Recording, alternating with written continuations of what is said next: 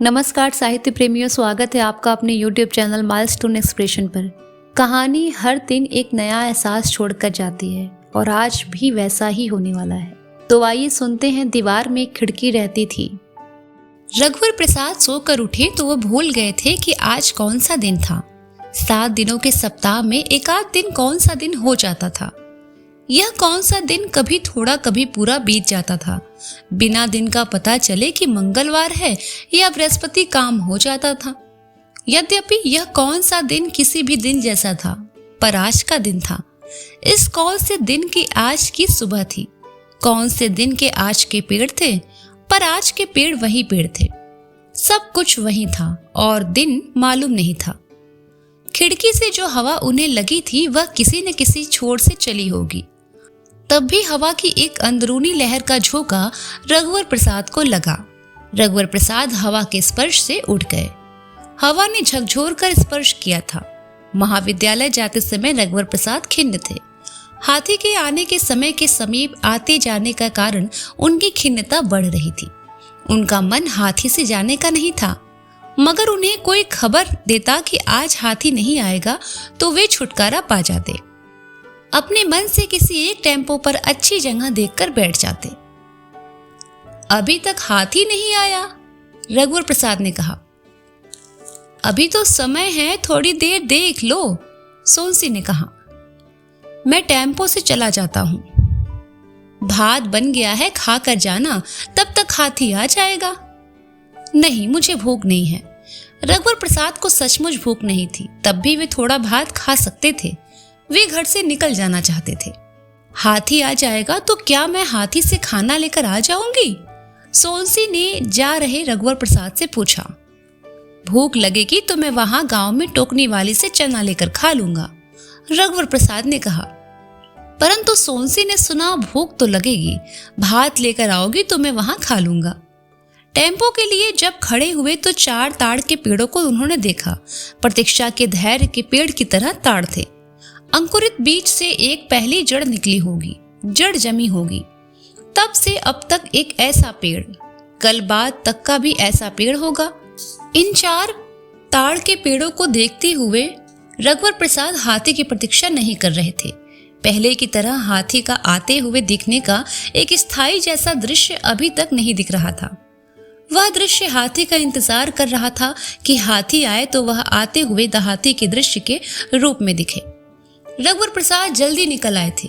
अगर रोज के समय पर निकले होते तो इस बार शायद हाथी के आते हुए दृश्य में वे पत्नी को भी हाथी पर बैठा हुआ देख पाते।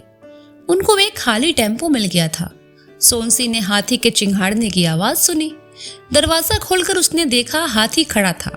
सोनसी ने जल्दी से पीतल के एक कलई किए हुए डिब्बे में भात के ऊपर भाजी और एक अचार डालकर डब्बा बंद कर दिया। वह नहाई धोई थी, पर उसने कंघी नहीं की थी। डब्बा लेकर वह बाहर आई। उसने ताला बंद किया। हाथी के पास जाकर उसने सिर उठाकर साधु से कहा, देर हो गई इसीलिए चले गए, भात खाकर भी नहीं गए, डब्बे में है। देर तो नहीं हुई, कल की अपेक्षा तो आज जल्दी आया हूँ। डब्बा दे दो तो मैं पहुंचा दूंगा। मैं साथ चल रही हूँ, सुनकर साधु ने हाथी को बैठाया। सोनसी हाथी पर चढ़ गई। चलूं? साधु ने पूछा। हाँ चलो, सोनसी ने कहा। सोनसी एक हाथ में डब्बा गोद में संभाली हुई थी, एक तरफ दोनों पैर डालकर बैठी थी। पिंडली तक साड़ी खिंचा गई थी, पैरों में चांदी की पैर पट्टी थी। टेम्पो वाली जगह में साधु ने हाथी को रोका। सोनसी की पीठ दुकानों की तरफ थी। उसे लगा कि रघुवर प्रसाद को टेम्पो नहीं मिला होगा तो वह भी हाथी पर बैठ जाए। साधु उतरा। वह देख नहीं पा रही थी कि साधु क्या कर रहा है। शायद चाय पीने लगा हो। एक ट्रक आ रही थी। सोनसी ने डब्बे को और अच्छे से संभाला। वह ताड़ के पेड़ों को देख रही थी। हाथी सिर डुलाता हुआ खड़ा था। 1-2 कदम वह आगे पीछे भी हो जाता था। एक टेम्पो पास आकर रुका तो उसके सोच में आया कि क्या वह डब्बा संभाले हुए कूद सकेगी। अगर कूद जाए तो टेम्पो में चली जाएगी। यदि वह हाथी को चलने के लिए कहे तो क्या हाथी उसका कहा मानेगा? साधु आ गया था। रघुवर साथ बैठे गए होते तो वह रास्ते में एक बार जरूर पूछती, भूख लगी है, भात दूं? यहाँ हाथी पर खाते बनेगा? हाँ, क्या हुआ? खाते खाते गिर नहीं जाएंगे? मैं खिला दूं? खिलाते खिलाते तुम गिर जाओगी, रघुवर प्रसाद कहेंगे। बस में बैठे बैठे भात खाया जा सकता था, हाथी पर पूड़ी का चोंगा ठीक रहता। रघुवर प्रसाद के लिए खाना लेकर जाते हुए सोनसी खुश थी। वह अपने घर से महाविद्यालय तक की 8 किलोमीटर की यात्रा नहीं कर रही थी, वह अपने एक एकांत की यात्रा कर रही थी, जिसके अंत में रघुवर प्रसाद थे, जिसकी दूरी 8 किलोमीटर थी। वह अकेलेपन की यात्रा कर रही थी। रघुवर प्रसाद के मिलते ही यह यात्रा समाप्त हो गई। इस मन ही मन की यात्रा के संयोग में सचमुच का हाथी मिल गया था। महाविद्यालय के सामने बल्ली गड़ाने की जगह के पास हाथी रुका। हाथी वहीं रुकता था। 2-3 दिन पहले की हाथी की लीद वहां पड़ी थी। सोनसी डब्बा पकड़े संभल कर उतर गई। मैं खाना खिलाकर टेम्पोर से घर लौट जाऊंगी, रुकना मत, उसने साधु से कहा। जाते जाते साधु ने सोनसी से प्रणाम कहा। कक्षा से पढ़ाते हुए रघुवर प्रसाद ने सोनसी को देख लिया था। तब विभागाध्यक्ष भी कमरे से निकले थे। हाथी से उतरते हुए सोनसी को उन्होंने पहचान लिया था। सोनसी के लिए वे रुक गए थे। सोनसी विभागाध्यक्ष की ओर बढ़ी। पास आकर उसने विभागाध्यक्ष जी को प्रणाम किया। पेड़ के नीचे टुकनी लिए चना मुर्रा वाली औरत बैठी थी। एक बुढ़िया बिरकुट लेकर बैठी थी। महाविद्यालय के लड़के चना मुर्रा ज्यादा खाते थे।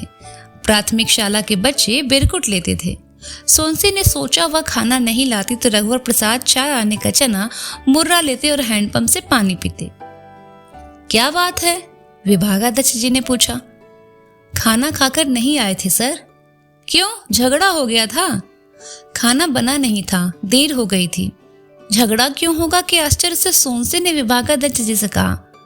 डब्बा दे दो, विभागाध्यक्ष ने कहा। मैं रुकूंगी, कहते हुए वह एक पेड़ के नीचे बैठने के लिए बढ़ी। कमरे में बैठ जाओ, विभागाध्यक्ष जी ने कहा, परंतु सोनसी ने नहीं सुना। पास ही एक बरगद का पेड़ था। इस पेड़ की जड़ें जमीन पर उभरी थी। एक मोटी उभरी जड़ पर बैठ गई। बैठे बैठे वह पूरे महाविद्यालय को देख रही थी। रघुवर प्रसाद कहीं से भी निकलते तो कोई और देख पाता, इसके पहले वह सब देख लेती। इतने में प्राथमिक शाला के बच्चों की पानी पेशाब की छुट्टी हुई। झुंड के झुंड बच्चे ओंठ में उंगली रखे निकले। कुछ बच्चे भागते हुए बेरकुट वाली बुढ़िया और चना मुर्रा वाली की तरफ दौड़े। सोनसी का ध्यान बच्चों के कारण बट गया था। इस बटे हुए ध्यान के बीच रघुवर प्रसाद सोनसी के सामने आ गए। जब सोनसी को ध्यान आया था तब सोनसी के पास बैठ गए थे। कब आ गए? सोनसी ने पहले पूछा। खाना लाई हो? चलो खा लो। यहाँ नहीं, अभी तो समय है। हाथ मुंह धो लो, चाक लगी है। दोनों हैंडपंप तक गए। एक छोटा लड़का पानी पी रहा था और एक छोटी लड़की उचक उचक कर हैंडपंप चला रही थी। रघुवर प्रसाद को देख बच्चा हट गया। पानी पी लिए? रघुवर प्रसाद ने पूछा। सुनकर वह भागता हुआ झुंड में मिल गया। छोटी लड़की का हैंडपंप चलाना रुका नहीं था कि वे लोग भी पी ले। मैं चलाती हूँ, तुम पानी पी लो, सोनसी ने लड़की से कहा। सुनकर लड़की भागती हुई चली गई। भागते भागते उसने होंठ में उंगली रख ली। सोनसी ने हैंडपंप चलाया। रघुवर प्रसाद ने अच्छे से हाथ मुंह धोया, फिर पानी पिया। प्राचार्य और कार्यालय के लोग बरामदे में खड़े थे। सोनसी ने पोंछने के लिए अपना आंचल बढ़ाया था, पर रघुवर प्रसाद ने नहीं पोंछा। दोनों महाविद्यालय से कुछ दूर एक डबरे के पास की चट्टान पर बैठ गए थे। वहां भी पेड़ की छाया थी। डबरे में छोटे छोटे 4-5 पुरैन के पत्ते थे। डबरे के किनारे एक जगह घुइयां लगी थी। हरे हरे गोल पत्ते थे। सोनसी ने डब्बा खोला। लाल भाजी है? हाँ, भात के साथ अच्छी लगेगी। खाना खाकर रघुवर प्रसाद ने डबरे के पानी से हाथ धोया। सोनसी ने चट्टान के ऊपर गिरे जूठन को उठा लिया था। थोड़ी मिट्टी लगाकर जल्दी से उसने डब्बा मांजा। हाथ में पानी लेकर चट्टान के जूठन की जगह पर उसने छिड़का और उसे लीप दिया। रघुवर प्रसाद ने पत्नी के आंचल से हाथ मुंह पोंछा। तुम्हारी साड़ी से घी की गंध आ रही है। घी की गंध पता नहीं कैसे आ रही है, सोनसी ने कहा। तुम दूसरी साड़ी पहन कर आती। साफ धुली तो है। गृहस्थी के इतने दिन नहीं हुए थे कि रोज की पहनी साड़ी भी पुरानी हो जाती। हैंडपंप तक दोनों आए। सोनसी ने हैंडपंप चलाया। रघुवर प्रसाद ने पानी पिया। मैं भी पीऊंगी, सोनसी ने कहा। रघुवर प्रसाद ने हैंडपंप चलाया। सोनसी ने मुंह धोया और पैर धोए। आज तुमने कंघी नहीं की? रघुवर प्रसाद ने सोनसी के बिखरे बालों को देखकर पूछा। बंधी चोटी में सिर पर कंघी फिरा दो तो काम चल जाता है। जल्दी में कंघी फिराने की याद नहीं रही। कक्षा की तरफ जाते हुए 8-10 छोटे छोटे बच्चों का झुंड ओंठ पर उंगली रखे पास से निकला। घुइयां के पत्ते तोड़ना भूल गई, जाते जाते तोड़ लूंगी। तोड़ लेना, रघुवर प्रसाद ने कहा। मैं जाऊं? तुमको सड़क तक छोड़ दूं? नहीं, तुम जाओ। जल्दी आना, जोर से सोनसी ने कहा। जाते हुए रघुवर प्रसाद पलट गए थे। हाँ, जल्दी आऊंगा, रघुवर प्रसाद ने धीरे से कहा। जल्दी आना बोलते ही सोनसी को लगा था कि उसने जोर से बोलने की गलती की। उसने अपने मुस्कुराहट वाले ओंठ पर उंगली रख ली थी। गुइया की पत्ती तोड़ने के लिए वह डबरे तक गई। बड़ी बड़ी 8-10 पत्ती उसने तोड़ी। वह सड़क पर आ गई। कुछ देर खड़ी रहकर उसने टेम्पो का रास्ता देखा, फिर पैदल घर की ओर जाने लगी।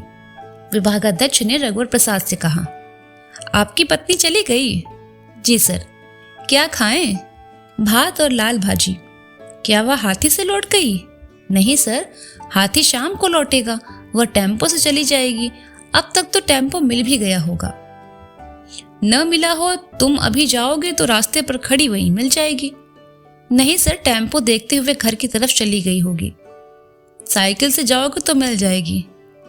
टेम्पो मिल गया होगा तो वह घर पहुंच रही होगी। टेम्पो नहीं मिला होगा, विभागाध्यक्ष ने कहा।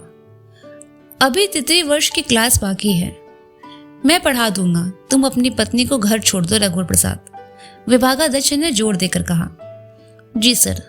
प्राचार्य नहीं थे, चले गए थे, फिर भी रघुवर प्रसाद उस तरफ से बच रहे थे। यह किसकी साइकिल है सर? किसी की भी हो रघुवर प्रसाद, तुम ले जाओ, कल जल्दी ले आना, जिसकी साइकिल होगी बता दूंगा। कल समय पर हाथी आ गया तब सर? हाथी पर साइकिल लाद कर मत बैठना रघुवर प्रसाद, हाथी आने के पहले समय पर साइकिल से आ जाना। जी सर। रघुवर प्रसाद साइकिल से भागे। सोनसी को टेम्पो नहीं मिला होगा तो वे साइकिल पर बैठा लेंगे।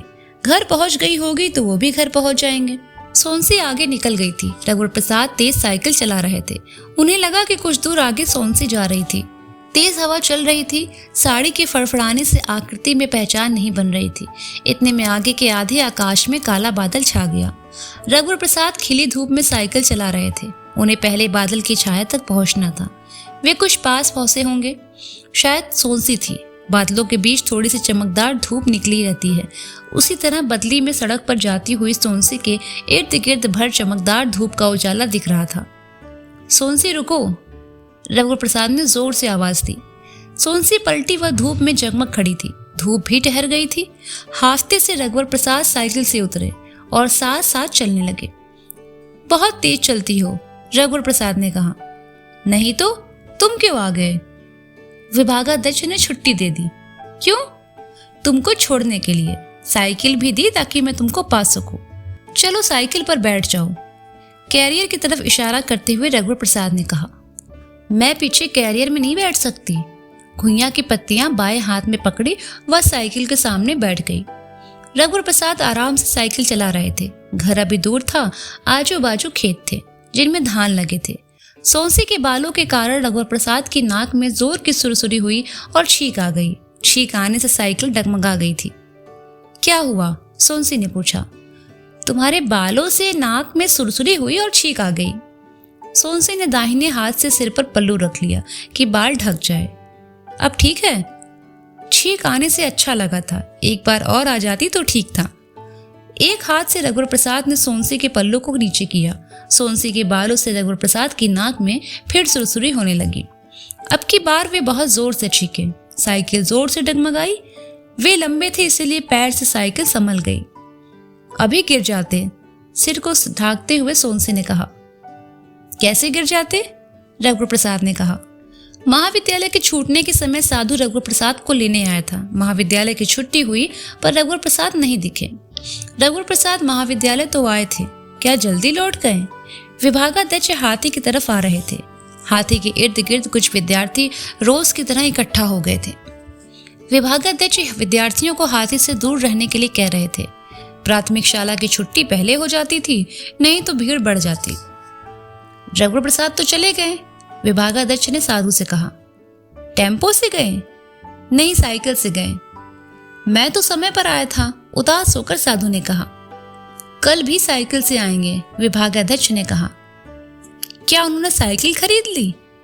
खरीदी नहीं, मांग कर ले गए हैं, कल लौटा देंगे। अच्छा प्रणाम, साधु ने विभागाध्यक्ष से कहा। वह लौट गया। हाथी चला गया था तब भी विद्यार्थी वहीं खड़े थे। वे सब विभागाध्यक्ष की तरफ देख रहे थे। विभागाध्यक्ष उनसे कुछ बोलेंगे ऐसा विद्यार्थियों को लग रहा था।